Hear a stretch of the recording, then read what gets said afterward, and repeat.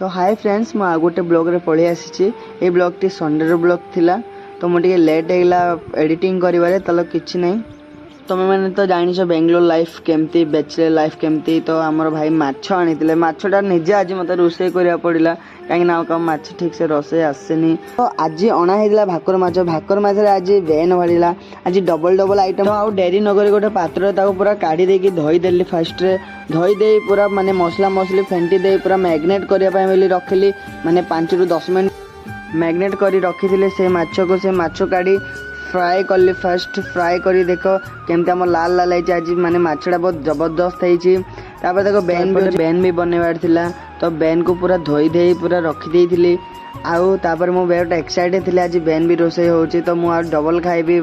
तो बहुत खुशी रे थिली तो एकान देखो एकान बेन पाए बोली बसई आउ सेकेंड आमर माछ पाए बोली बसई रोसे एबे सरीला तो माछ एबे पूरा रेडी तो भाई एबे टेस्ट करछे देखो केमती टेस्ट हेची वाओ प्लीज वीडियो